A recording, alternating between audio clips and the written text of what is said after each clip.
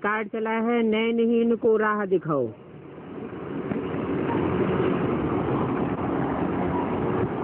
कौन से नैन की बात होगी? स्थूल नैनों की बात है क्या? स्थूल नैन तो बहुतों को नहीं होते, लेकिन अंतर चक्षु उनके बड़े तीखे होते हैं। जैसे दुनिया के हिंदी के सबसे बड़े कवि सूरदास कहे जाते हैं, उनके बाहरी नैन नहीं थे, लेकिन सूर्य के समान सबसे तीखे कहे जाने वाले हिंदी के कवि, उनके अंतर चक्षु बहुत तीखे थे। बड़े से बड़ा धर्म ग्रंथ है तो नहीं कहा गया है, लेकिन बड़े से बड़ी कविता का पाठ उन्होंने किया, जिसे सूर सागर कहा जाता है।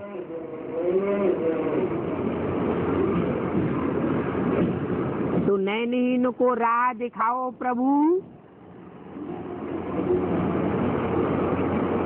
भक्तों ने गाया। जिन भक्तों ने गाया उनके बाहरी नैन तो थे, लेकिन जो तीसरा नेत्र है वो नहीं था। तीसरा नेत्र पाने के लिए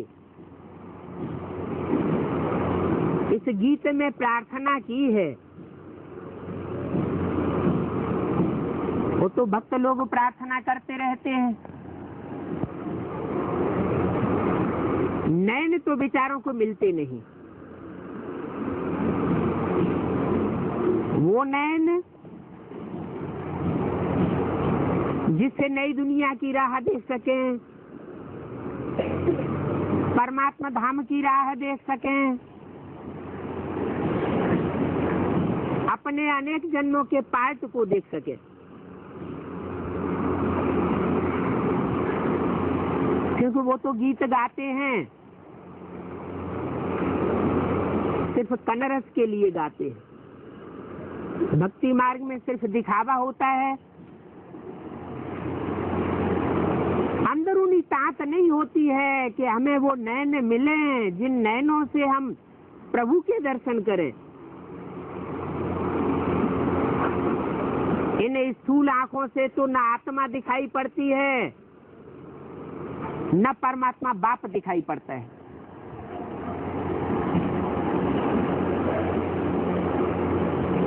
परमात्मा बाप निराकार कहा जाता है, निरंजन निराकार परम ब्रह्म कहा जाता है। उसको इन स्थूल नेत्रों से तो देखने की बात ही नहीं।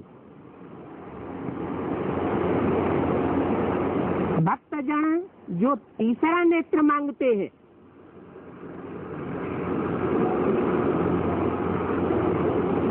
वो तीसरा नेत्र जेहि जानो तेहि देव जनाई, वो भगवान स्वयं आकर के तीसरा नेत्र देता है। जिसको तीसरा नेत्र होगा वही दूसरे को तीसरा नेत्र देगा, या जिसको होगा ही नहीं वो देगा। जिसके पास लाख करोड़ होगा तो दूसरों को कुछ न कुछ देगा। खुद ही रोडपति है तो देगा कैसे?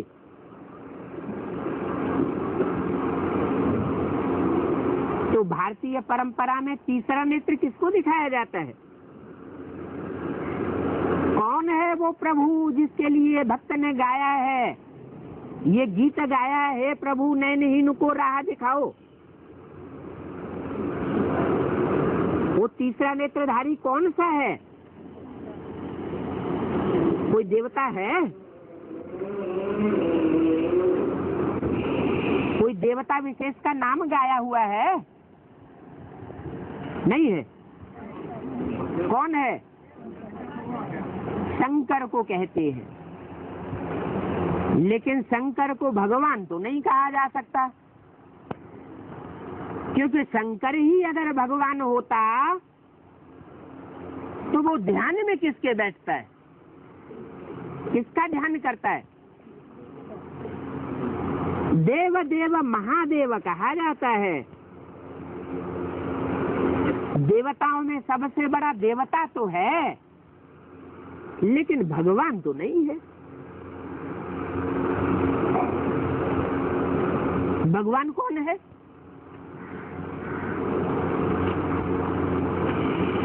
शिव शंकर को मिला के इकट्ठा कर दिया है। शिव का नाम पहले और शंकर का नाम बाद में। तो शंकर भी उस प्रभु को याद करता है जिसका नाम शिव है। वो शिव नेत्र, जो तीसरा नेत्र कहा जाता है, वो उसकी भ्रुकुटी के मध्य में आकर प्रवेश करता है।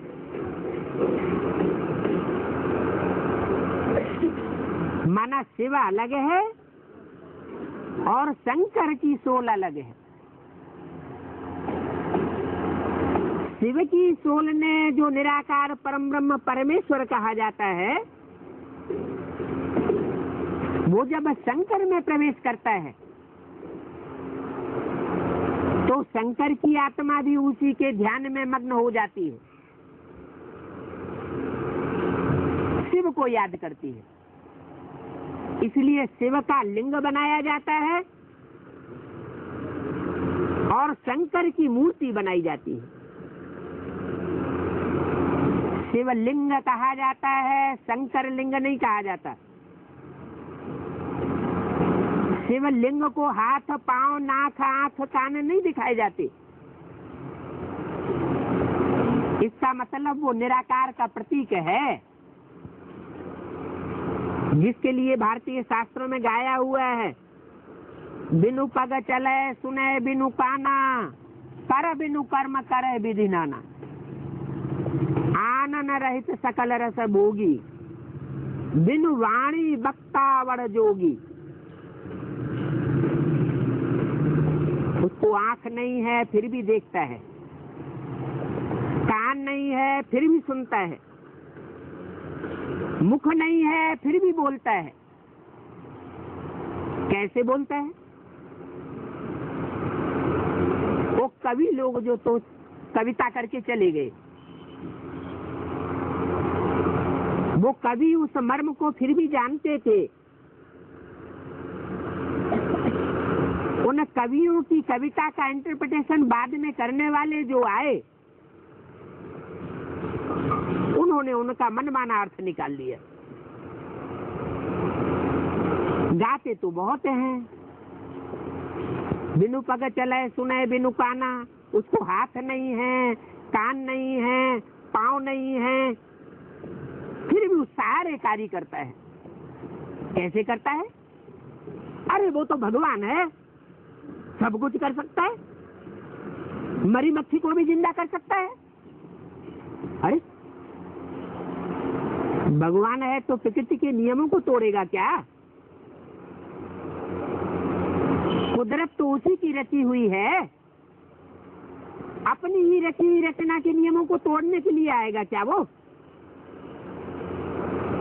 भगवान कभी प्रकृति के नियमों को नहीं तोड़ता।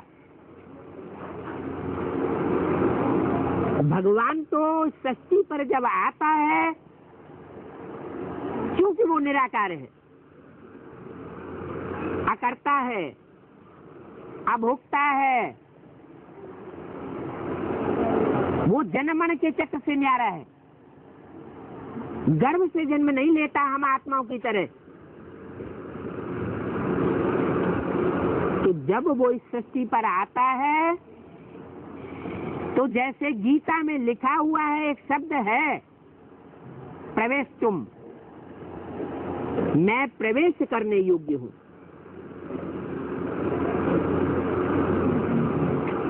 जैसे कोई भूत प्रेत आत्माएं कोई में प्रवेश कर जाती हैं, तो वो मनुष्य आत्माएं होते हुए भी दूसरों में प्रवेश करती हैं, तो क्या परमात्मा प्रवेश नहीं कर सकता? परमात्मा तो उन सूक्ष्म शरीरधारियों से भी जास्ती सूक्ष्म है।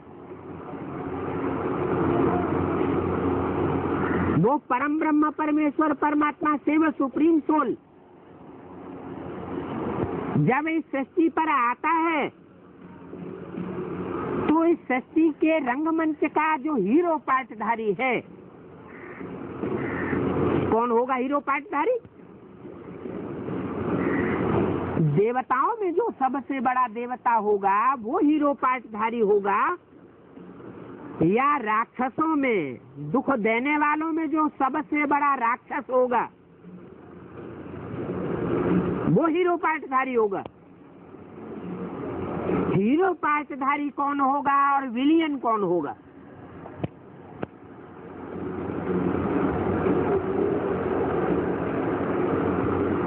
जरूर राम और कृष्ण दो ही ऐसी हस्तियां भारतवर्ष में गाई हुई हैं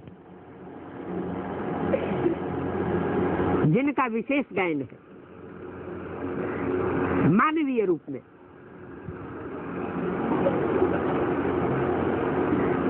तो वो राम वाली सोल में प्रवेश करता है और संसार के अंदर शंकर के नाम रूप से प्रत्यक्ष होता है।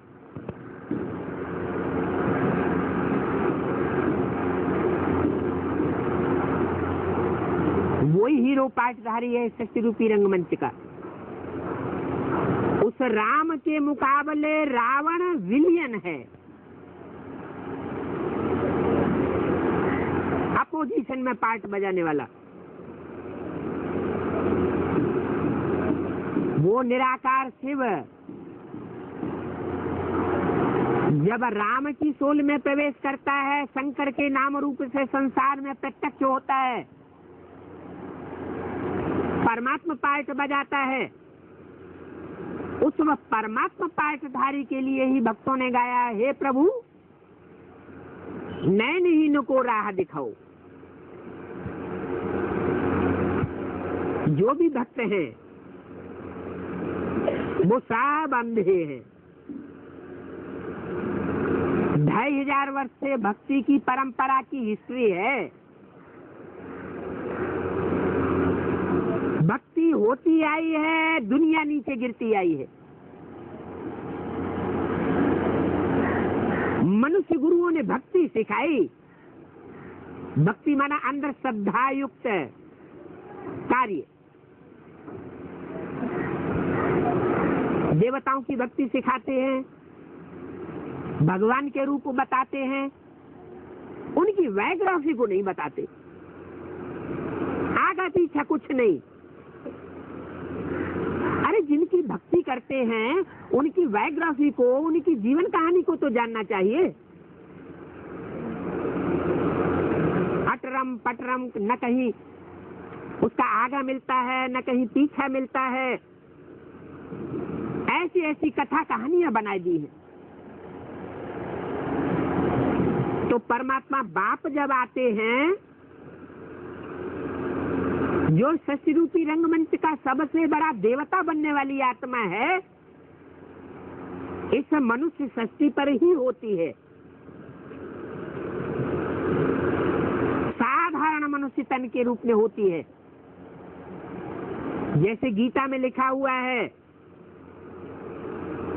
मुझे साधारण मनुष्य तन में आए हुए भगवान को मूढ़मती लोग नहीं पहचान पाते, मेरा तिरस्कार करते हैं।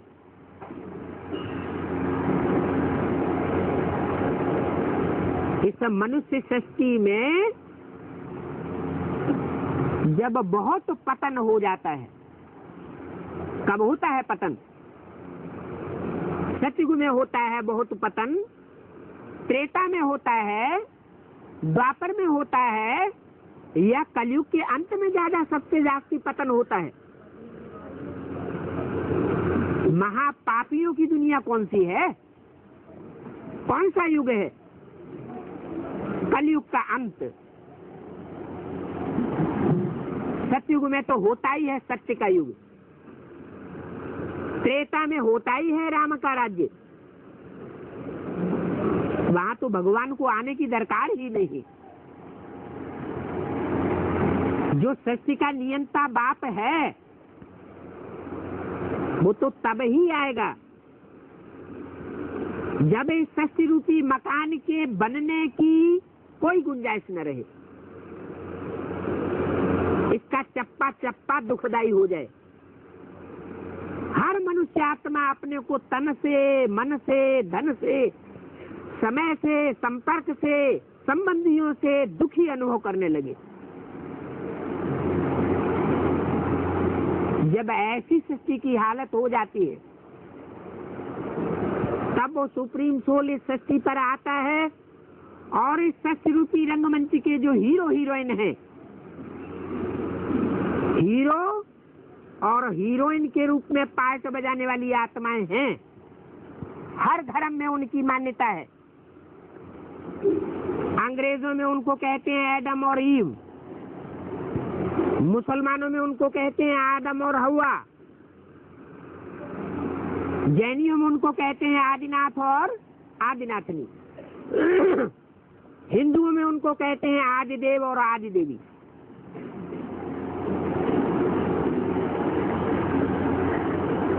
हिंदुओं में दूसरे शब्दों में उनका नाम पुकारा जाता है राम और कृष्ण।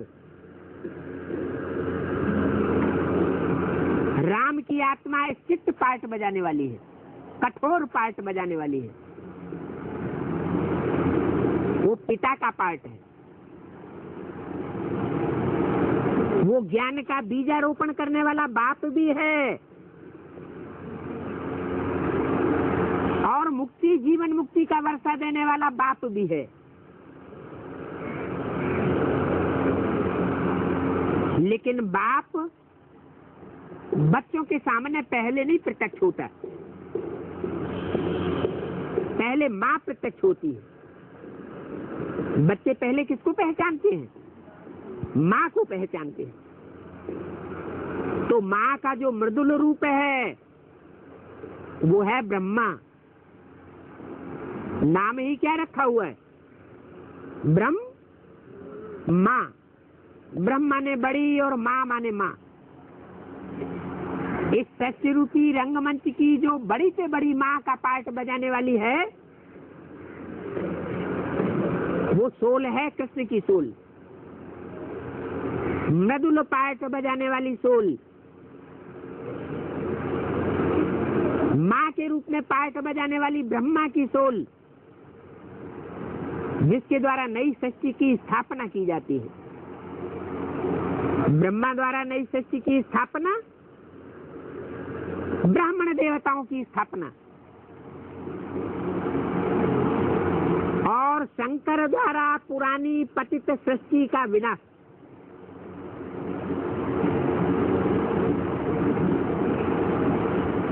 विनाश होने के बाद जो ब्राह्मणों की श्रेष्ठ सृष्टि बचती है उसकी विष्णु के द्वारा पालना, माना ब्राह्मण देवताओं की पालना।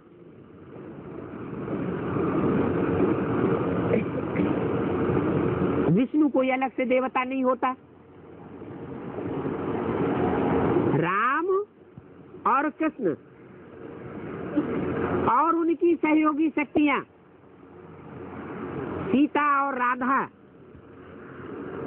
दूसरे शब्दों में इनके नाम कहे जाएं शंकर और ब्रह्मा,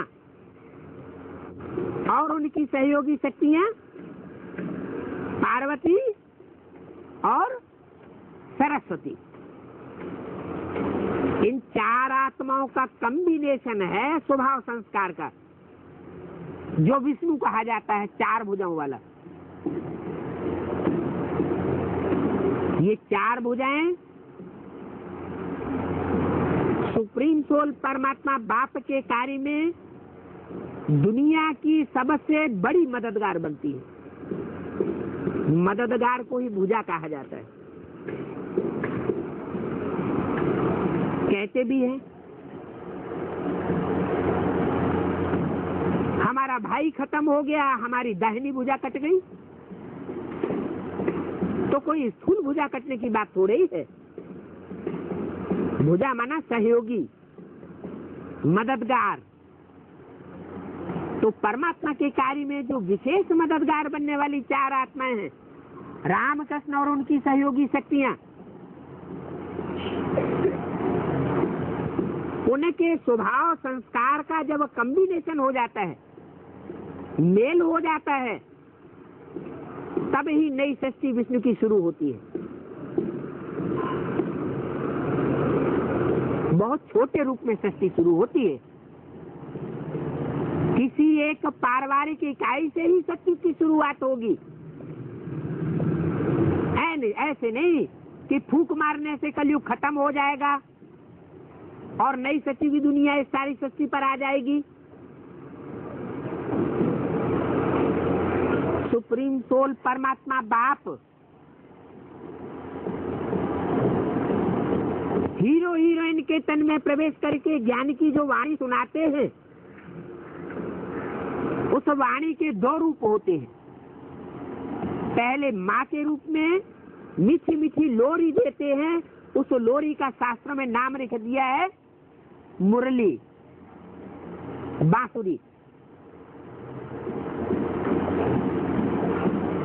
ब्रह्मा के मुख से वो मीठी मीठी तान सुप्रीम सोल सुनाता है। ब्राह्मण बच्चे उस मीठी तान को सुनते हैं।